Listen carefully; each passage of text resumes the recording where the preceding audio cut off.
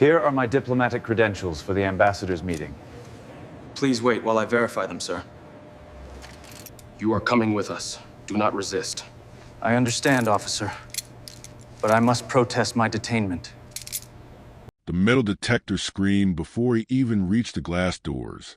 Ethan Cole flinched, not because of the sound, but because of the way every head in the embassy lobby turned toward him. Polished marble floors, flags behind bulletproof glass, cameras tucked into corners like unblinking eyes. He adjusted his cuff, calm on the outside, pulse tightening beneath his skin. "Step back," the officer said. The man's uniform was crisp, his badge bright. His eyes were not. They skimmed Ethan's tailored suit, lingered on his face, then hardened into something practiced. Suspicion, worn like habit. "I've already cleared security," Ethan said evenly, holding out his credentials. The officer didn't take them. "You people always say that." The words landed sharp, quiet enough to be deniable, loud enough to bruise. A woman behind the counter looked down at her screen. A diplomat pretended to scroll his phone. Silence spread, thick and complicit. Ethan felt the familiar heat rise, anger braided with restraint. He had learned long ago how dangerous it was to react too fast. He kept his voice steady. "I'm expected upstairs." The officer stepped closer, invading space, breath smelling of coffee and authority. "Not without my say." Hands where I can see them. A camera lens tilted. Somewhere above, an elevator dinged. Ethan raised his hand slowly. Not in fear, but in calculation. He saw it then. The smirk, the tiny thrill of power. The certainty that no one here would challenge the badge. The officer leaned in and murmured, "You don't belong here." Behind the glass doors, a receptionist finally looked up, eyes widening as she recognized the name on the ignored credentials. And just as she opened her mouth, the officer snapped handcuffs shut. The revolving door side opened, and Ethan Cole stepped into the embassy lobby with the quiet precision of a man used to being watched. The air smelled faintly of polish and recycled coolness, the kind of neutrality that tried to erase tension by pretending it didn't exist. Flags stood at attention behind glass. Marble reflected faces upward, distorted and shining. He adjusted his cufflinks, checked his watch. 10 minutes early. Good. The metal detector stood between him and the elevators, flanked by 2 uniformed officers. One of them glanced up, eyes skimming Ethan's suit, his shoes, his face. The look lingered longer than necessary. "Morning," Ethan said. The officer didn't reply. He nodded toward the detector. "Step through." Ethan complied. The machine screamed. "That's odd," Ethan said calmly. "I cleared security downstairs." "Step back," the officer ordered. The second officer shifted his weight, hand resting casually near his belt. The lobby quieted. Conversations dimmed. A woman at the reception desk paused mid-typing. Ethan stepped back. "I don't have any metal on me." The first officer, his badge read Rourke, squinted as if considering a puzzle already solved. "Empty your pockets." Ethan did. Wallet, phone, keys. He stepped through again. The alarm stayed silent this time. Rourke didn't move. "I'm expected upstairs," Ethan said, reaching for his credentials. Rourke held up a hand. "I didn't ask." Ethan froze. He felt it then, the shift, the air tightening, the subtle pleasure on the officer's face. "I'm late for a briefing," Ethan said. "If there's an issue, we can resolve it quickly." Rourke's eyes flicked to the credentials, still unread. "You people always say that." The words were soft, efficient, like they'd been used before. Ethan swallowed. Around them, the lobby resumed its shallow breathing. Someone laughed too loudly near the coffee station. No one intervened. "I'm Ambassador Cole," Ethan said, voice steady. "My badge will confirm that." Rourke stepped closer. Too close. "Not until I say so." Ethan met his gaze. Years of negotiation, of smiling through insult, of choosing restraint over eruption, held him in place. He thought of his mother's voice. "Pick your moment. Is there a supervisor I can speak with?" Ethan asked, Rourke smiled.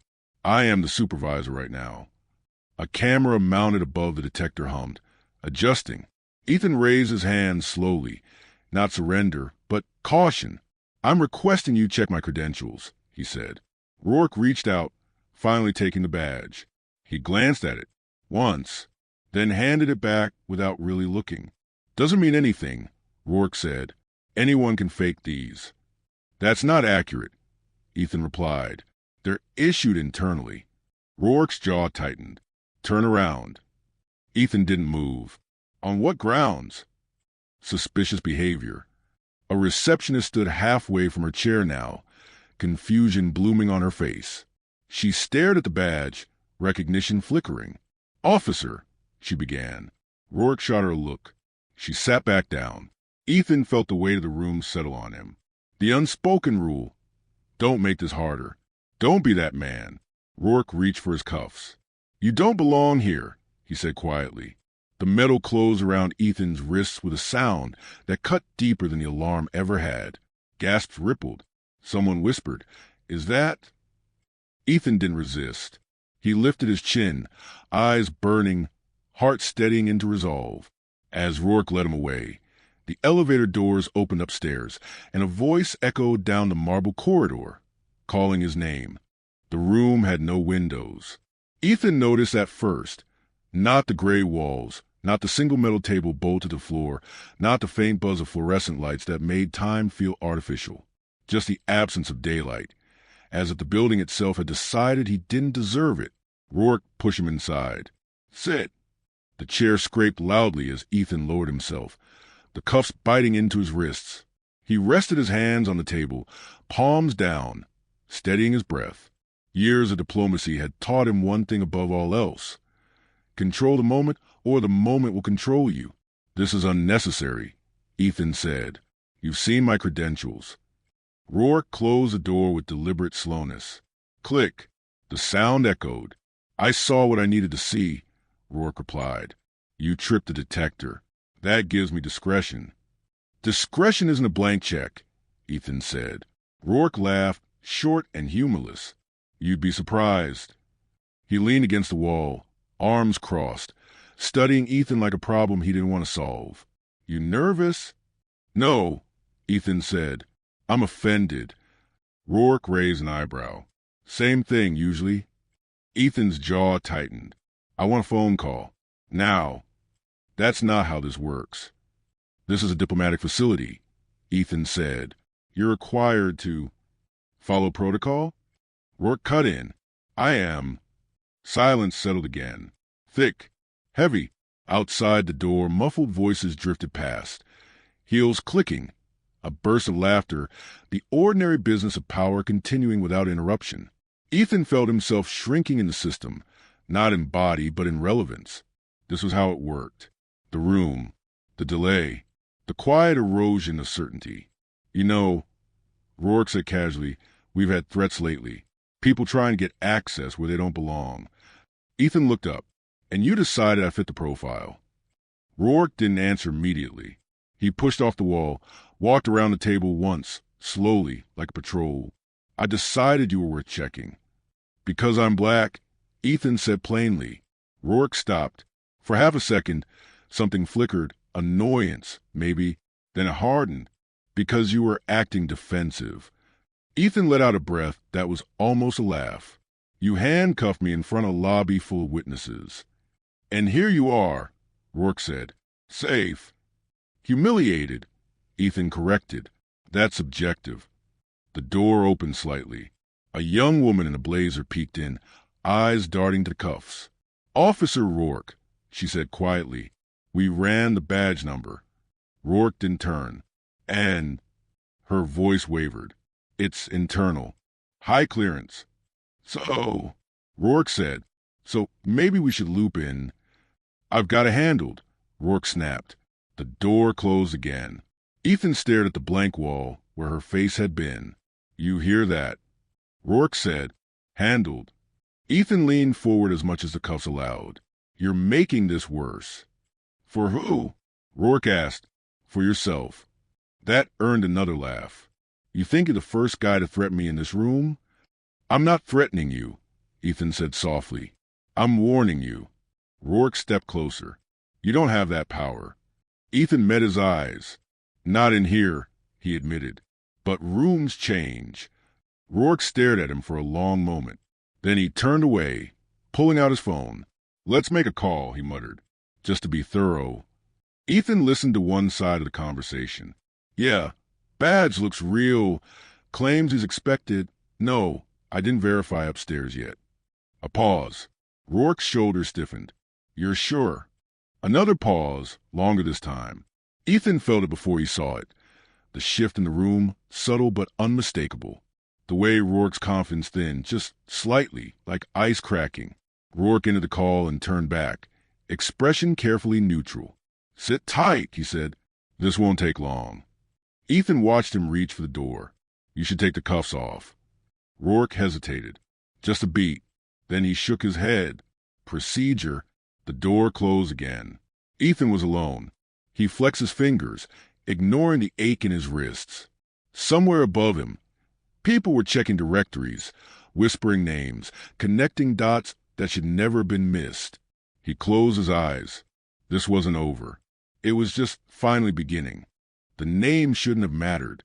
It was just ink on plastic, embossed letters beneath a seal that meant nothing until someone decided it did. But when the junior diplomat typed it into the internal directory, the room changed shape. Wait, she said, fingers hovering over the keyboard. Run that again. Her supervisor leaned over her shoulder, impatience already creasing his brow. We don't have time. I'm telling you, she interrupted, voice tight. The clearance level is, this doesn't make sense. The screen refreshed. Cole, Ethan J., Ambassador Extraordinary and Plenipotentiary. The word sat there, unmoving, heavy. The supervisor straightened slowly. That's not possible. She swallowed. It is. Silence fell, sharper than any alarm. Someone closed the door. Someone else reached for a phone and stopped halfway, like they weren't sure which number could undo what had already happened. Down the hall, Officer Rourke stood near the security desk, posture rigid, jaw set. He watched the flurry with narrowed eyes, irritation simmering into something darker. What's with the panic? He asked. The supervisor approached him, voice low. The man you detained was acting suspicious, Rourke said quickly. I followed protocol. He's the ambassador. The word hung between them, fragile and explosive. Rourke laughed once. No, he said he was. He is, the supervisor said. Appointed 3 weeks ago. Credentials check out. High clearance. Rourke's smile faltered, just for a fraction of a second. Then it hardened into defiance. Then why wasn't he announced? Because he requested a low-profile arrival. Rourke shook his head. Convenient. Daniel, the supervisor said carefully, we need to fix this. Rourke's eyes flicked toward the holding room door. For the first time, uncertainty crept in. Not regret, not guilt, but calculation. Fix this meant admit error. Admit error meant consequences. He tripped the detector, Rourke said. Refuse to comply. That's not what the footage shows, the supervisor replied. Rourke's voice rose. So now we're trusting cameras over officers? I'm trusting facts, the supervisor said. Take the cuffs off. Now. Rourke didn't move. Inside the holding room, Ethan sat perfectly still, listening. He couldn't hear words clearly, but he heard tone, urgency, whispers, the rhythm of damage control. He recognized it instantly. This was the sound institutions made when truth arrived inconveniently. The door didn't open. Minutes passed. Ethan flexed his wrist again, pain blooming into numbness. He thought of all the times he'd been told to be patient, to let systems work, to believe in process. He wondered how many men had sat in the same chair, nameless, unrecognized, waiting for a door that never opened. Finally, the lock clicked.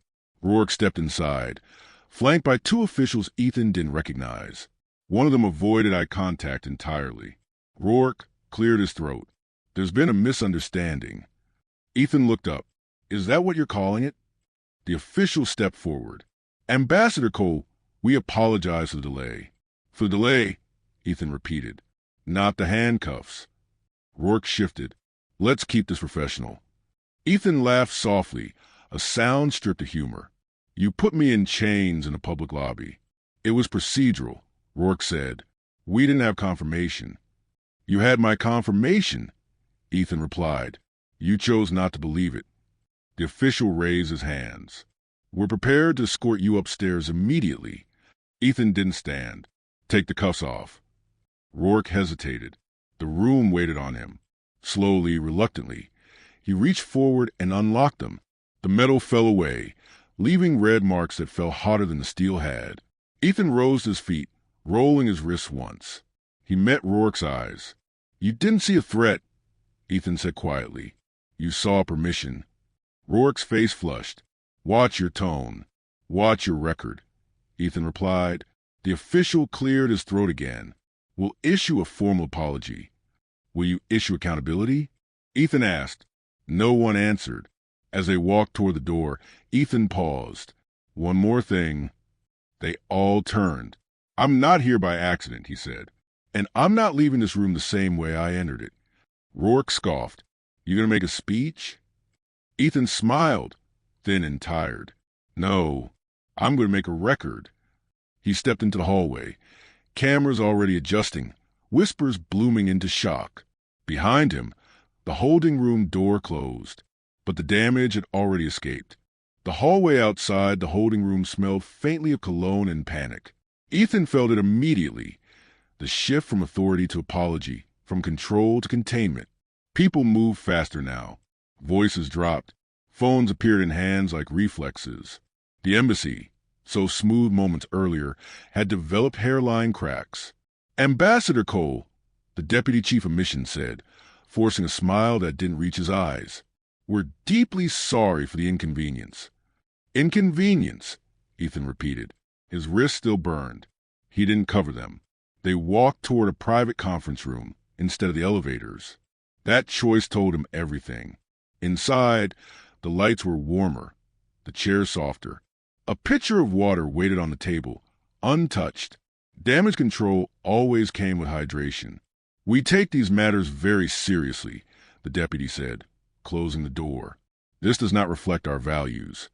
Ethan sat, but didn't relax, then explained how it happened. A pause. It was an unfortunate miscommunication, another official said. Officer Rourke acted independently. Independently? Ethan asked. In uniform, with cameras, with witnesses who stayed silent. The room went quiet. We've asked Officer Rourke to step away for the day, the deputy offered. Pending review. Ethan leaned back. So he goes home. I get escorted. This is a sensitive environment. The official said carefully. We want to de-escalate. De-escalation is what you do when someone raises their voice, Ethan said, not when someone abuses power. The door opened without a knock. Rourke stepped in. I was told to clarify, he said. His tone was flat, defensive. I followed protocol. Ethan looked at him steadily. Protocol doesn't explain why you ignore my credentials. Rourke crossed his arms. People lie. You didn't check, Ethan replied.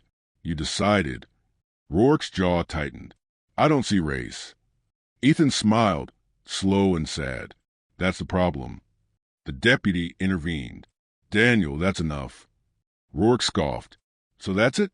He pulls rank and suddenly I'm the villain. You made yourself that, Ethan said quietly. Silence pressing again, heavier now with consequence. We like to resolve this internally, the deputy said. No media, no formal complaint. Quiet corrections. Ethan stood. That would be easier for you. It would protect the institution, the deputy said. Ethan nodded once. Institutions don't feel pain. People do. He walked toward the door. I'll attend my briefing. After that, I'll decide. Rourke laughed under his breath. Figures. Ethan turned. Say it again. Rourke met his gaze. For a moment, the mask slipped, fear flashing through bravado. Nothing. As Ethan exited, he passed staffers pretending not to stare, not to whisper. A few met his eyes, Some with shame, some with relief that it wasn't them. Upstairs, the briefing went on as planned. Trade figures, security updates, smiles that didn't ask questions. Ethan answered when required, nodded when expected, but his mind stayed in the lobby, in the room without windows. When it ended, his phone buzzed nonstop. Messages, alerts, a video clip, grainy but unmistakable. Him in cuffs, Rourke's hand firm on his arm. Someone had leaked it. Ethan exhaled slowly. That evening, the deputy called again. We're getting inquiries. Ethan looked out at the city lights beyond his office window. Then answer them. This could become bigger than necessary. It already is, Ethan said. The question is whether you'll be honest about why. A long pause. What do you want? Ethan thought of the red marks on his wrists, of the receptionist who'd looked away, of every room like that one. I want a record, he said, and I want it public. The line went quiet. Outside, sirens wailed distantly. Somewhere, Officer Rourke was probably telling his own version of the story, one where he'd done nothing wrong. Ethan turned back to his desk, shoulders heavy but spine straight. Damage control had begun, so had something else. The podium lights were too bright. Ethan felt their heat on his face as he stepped into position, the embassy seal looming behind him. Polished, official, unbothered. Cameras clicked like insects. Reporters leaned forward, pens poised, eyes sharp with anticipation and doubt. He placed his hands on the podium. For a moment he said nothing. The silence stretched, thick with expectation. Good afternoon, Ethan began. A murmur rippled through the room. I had planned today to speak about trade cooperation and regional stability, he said calmly. Instead, I'm here to talk about something that happened in this building yesterday. Questions burst from the crowd, overlapping. Ambassador, were you detained? Was this racial profiling? Is the officer suspended? Ethan raised a hand. The room quieted. Not because they had to, but because they wanted to hear what came next. I was handcuffed in the embassy lobby, he said, in public, despite presenting valid credentials, despite complying fully. A reporter called out, Why? Ethan paused. The right answer was the hardest one. Because an officer decided I did not belong. The words landed heavy. I'm not naming the officer today, Ethan continued. This isn't about one man. It's about a system that allows discretion without accountability and silence without consequence. The question sharpened. Did embassy leadership apologize? Yes, Ethan said. They apologized for the delay. A few reporters exchanged looks. Do you accept that apology? Someone asked.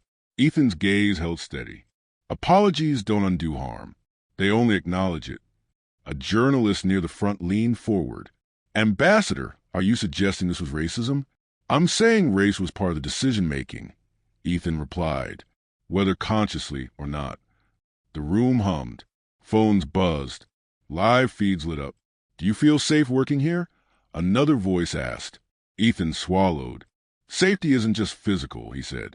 It's knowing your word will be believed. Behind him, officials shifted uncomfortably. A reporter raised a tablet. We've obtained footage from the lobby.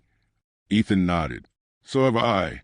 The video played on the screen behind him, short, raw, unmistakable. The alarm, the officer's hand, the cuffs. Gasps filled the room. Was protocol violated? Someone shouted. That's under review. Ethan said, but let me be clear. Protocol is only as ethical as the people enforcing it.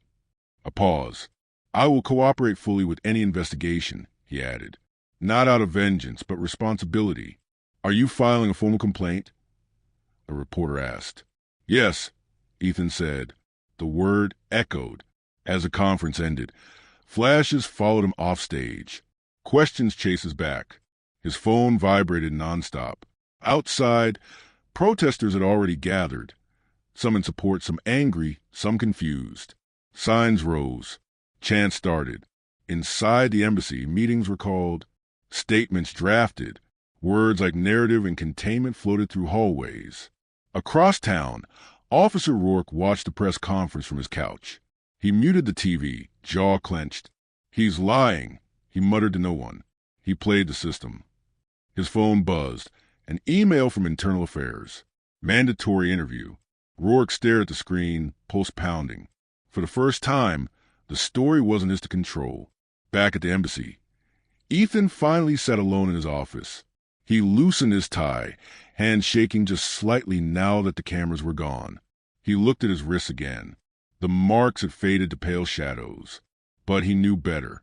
This wasn't over. The press conference hadn't ended the story. It had invited the world into it. Officer Daniel Rourke had always believed in order, rules, lines, authority that didn't bend just because someone asked nicely. That belief had carried him through 15 years of service, through long nights and quiet commendations, through a system that rewarded confidence even when it masked something uglier. Now it sat across from him in a gray room that looked uncomfortably familiar. Internal Affairs didn't use handcuffs. They used folders. "Walk us through the incident," the investigator said, voice neutral, pen poised. Rourke leaned back in his chair. "I saw a man trip the detector." He became defensive. Defensive how? He challenged my authority. The investigator nodded slowly. "By presenting credentials?" Rourke hesitated. "By insisting I accept them." Another page flipped. "You declined to verify those credentials." "I intended to," Rourke said quickly. "I was assessing the situation. Cameras show you never requested confirmation until after he was detained." Rourke's jaw tightened. Threat assessments aren't always linear. Across the table, a second investigator spoke. "Did race factor into your assessment?" Rourke scoffed. "Absolutely not." "Then why did you say, 'You people always say that'?"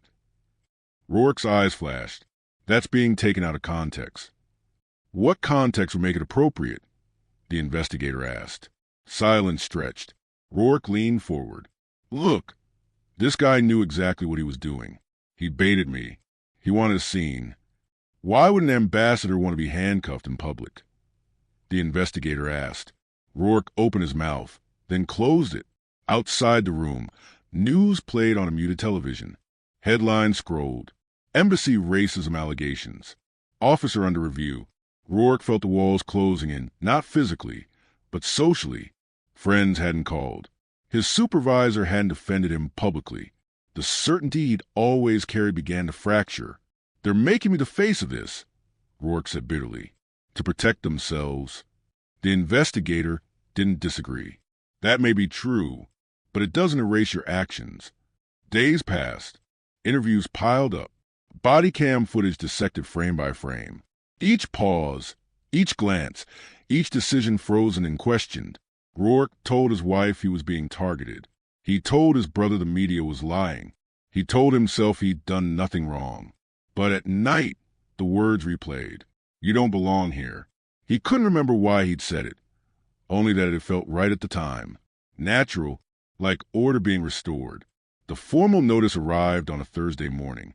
Administrative leave pending outcome of investigation. Rourke sat in his car, engine off, staring at the letter. The badge in his pocket felt heavier than it ever had on his chest. Across town, Ethan testified again, this time in writing. Clear, precise, relentless. He didn't insult. He didn't exaggerate. He described. That, more than anything, terrified Rourke. Because systems could argue with anger. They struggle with facts. When the recommendation came down, it was worse than Rourke had imagined. Termination. Referral for civil rights violations. He read it twice, 3 times. His phone buzzed. A reporter's name lit the screen. Rourke let it ring. For the first time, the authority he'd relied on was gone. No uniform, no badge, no room that bent in his favor. Just consequences. And somewhere in another part of the city, Ethan Cole was preparing to speak again, this time under oath. Rourke stared at the wall, the silence loud. Order, it turned out, had never really been his. The hearing room was smaller than Ethan expected. No grand courtroom, no raised bench. Just a long table, microphones, nameplates, and a row of flags pressed into the corner like afterthoughts. Fluorescent lights hummed overhead, flattening everything they touched. Ethan took his seat and adjusted the microphone. Please state your name for the record, the chairwoman said. Ethan James Cole, he replied. Ambassador. A murmur passed through the gallery. Do you swear your testimony will be truthful? I do. The first question was procedural. The second was personal. Ambassador Cole, the chairwoman said, how did the incident affect you? Ethan paused. This was the part no briefing prepared him for.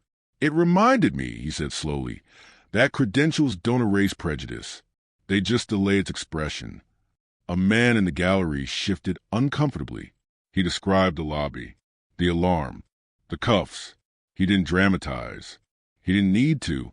When Officer Rourke refused to verify my identity, Ethan said, he made a decision about who was credible. That decision wasn't neutral. An attorney leaned forward. Did you feel targeted because of your race? Yes. No hedging. No softening. A witness was called next, the receptionist. Her hands trembled as she spoke. I recognize his name, she said. I wanted to say something, but the officer looked at me and I froze. Why? The attorney asked. Because I didn't want trouble. The room went quiet. Another witness. A security guard. I thought it felt wrong, he admitted, but I didn't outrank him. Silence again. Pattern forming. Then Rourke entered. He sat stiffly, eyes forward, jaw set. When he spoke, his voice carried defensiveness like armor. I treated him like anyone else, Rourke said. Ethan watched him carefully. Anyone else with a skin color? The attorney asked. Rourke bristled. That's not fair. Is it accurate? She pressed. Rourke hesitated. I followed protocol. Ethan leaned toward his microphone. Protocol didn't require you to humiliate me. The chairwoman nodded. Ambassador, please wait your turn. Ethan sat back, heart pounding. The evidence spoke louder than any interruption. Video, audio, policy manuals, prior complaints, quiet ones, sealed ones. Rourke's narrative unraveled thread by thread. In closing, Ethan was asked one final question. What would justice look like to you? He considered the room, the cameras, the record. Justice would mean this doesn't happen quietly again, he said. Not to me, not to anyone without a title. The chairwoman nodded. Thank you. As the hearing adjourned, no one applauded. This wasn't that kind of victory. Outside, reporters waited. Ethan declined comment. He needed air. As he stepped into the sunlight, he felt lighter and heavier. Speaking truth had a cost. Silence did too. Inside, the committee deliberated. And somewhere behind closed doors, decisions were being written that would outlast all of them. The embassy was quieter than usual. Rourke's badge was gone, his locker empty. The uniform he wore with authority for years now hung in storage, a symbol of both power and exposure. Rumors circulated among staff. What happened to him, what the hearing revealed, what the videos showed. Ethan walked the same marble halls he had entered weeks earlier, but nothing felt the same. Each step echoed differently, heavier, informed by experience rather than title alone. The administrative email confirming Rourke's termination arrived at 9:03 a.m. The subject line read, Officer Daniel Rourke, termination and referral for civil rights investigation. No one in the office spoke his name aloud for hours. Saying it aloud would have given weight to the pattern he had embodied. Still, damage lingered. Staff meetings shifted tone. Policies were revised. Training sessions on implicit bias were scheduled. Yet Ethan could see the limits. The same corridors, the same cameras, the same whispers. He visited the reception desk. The woman who had hesitated the first day looked up. Thank you, he said simply. Her eyes glistened. I should have said something sooner. It's not just on you, Ethan replied. It's the system. But noticing is the first step. Even in victory, he felt the exhaustion of vigilance. The emotional toll was subtle but unrelenting. Sleep was fitful. Every unexpected movement in the hallway, every glare from a uniformed officer elsewhere reminded him of fragility and power intertwined. The press still sought comment. Clips of the handcuffing circulated on news outlets, some edited, some raw. Opinions clashed. Some praised him for speaking out. Others questioned his approach. Ethan did not respond to them all. He walked into his office one evening, sat at his desk, and reviewed the footage himself. The same moments he had lived through felt different now. Clean, documented, undeniable. Accountability existed in frames and timestamps, not an immediate acknowledgement. At night, dreams came, marble halls, echoing alarms, flashes of cameras, Rourke's smirk. He woke with tension in his shoulders and the memory of humiliation. Healing did not arrive overnight, but some small victories were real. Rourke would not have authority again. The incident was recorded. Policies would change. Whispers of systemic reflection now circulated where silence had reigned. Ethan reviewed an internal memo detailing changes, stricter credential verification, anti-bias training for security, clear reporting protocols. Concrete action, even if incomplete, was a step. Outside, the city moved on.